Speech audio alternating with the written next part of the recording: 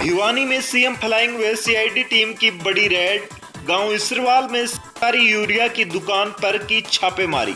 Urea के कई कट्टे पकड़े गए। ब्लैक में बेची जा रही थी यूरिया। 268 रुपए का कट्टा बेचा जा रहा था 330 रुपए में। दुकानदार हुआ फरार। एक दुकान के कारिंदे को किया गिरफ्तार। हमें यूरिया पकड़ी है कल रात को इसरवाल से, तो शाम कस्बे से इसरवाल है। इसरवाल में कमाली पद्रसवाड़ा है, जिसका राम कुमार जो है ना प्रोपराइटर है, और यूरिया की वो ब्लैक करता मिला। हमारे सरकार के 267-68 के भाव हैं कट्टे के, एक कट्टे के, और वो 330 रुपये में कट्टा दे रहा है। सरकार के सख्त निर्देश हैं। कृषि मंत्री बार बार कह रहे हैं, हरियाणा के कृषि मंत्री जेपी दलाल के सख्त निर्देश हैं, ऊपर अधिकारियों की पैनी नज़र हैं, उसके बावजूद कुछ लोग बाज नहीं आ रहे। उसके पीछे मैंने 2-3 दिन प्रैक्टिस करी, पता किया।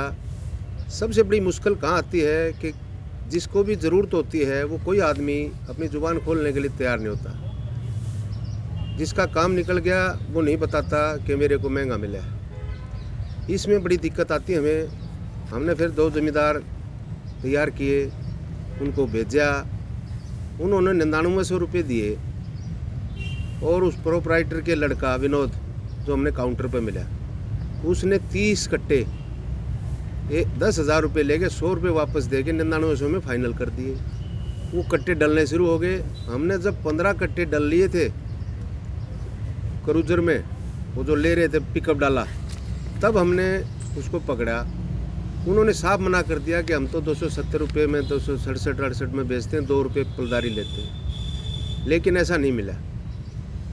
हमने उनके बयान पर जो जमींदार भेजे थे, अपना इसमें नाम सुनील और सुरेंद्र बैल से, जो पिकअप डाला लेके आए थे, उनसे पूछा। उन्होंने क्लियर कहा कि जी हमने संजय और इस विनोद को 9900 रुपये दिए, हमने 10,000 दिए थे, 100 का नोट वापस दिया है।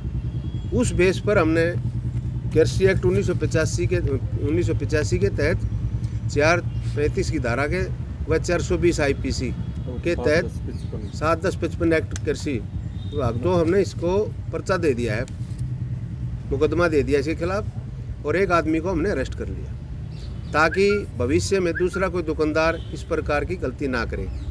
सबसे बड़ी बात, आम आदमी को, आम किसान को कह देते हैं कि खाद नहीं है, और कोई 10, 20, 30, 50, 100 कट्टे लेना चाहते हैं तो उनका आधार कार्ड लेके 10-20 का आधार कार्ड मशीन का बहाना बना के मशीन ख़राब है और उसको लोड करवा देते हैं।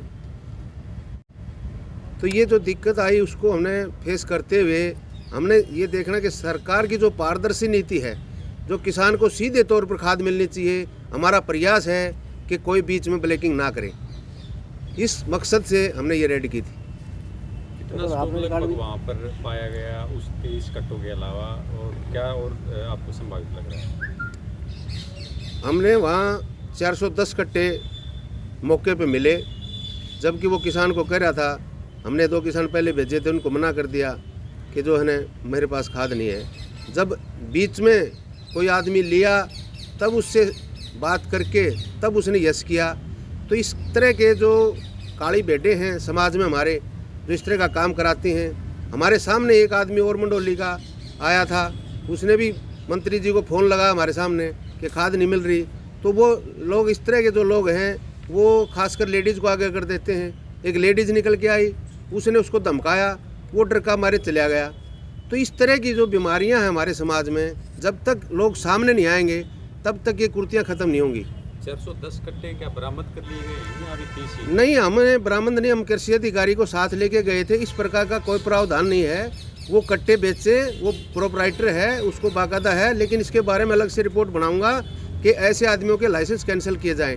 मौके पर ना उसने लाइसेंस दिखाया हमारे को, और ना ही वो कोई स्टॉक रजिस्टर दिखा पाया।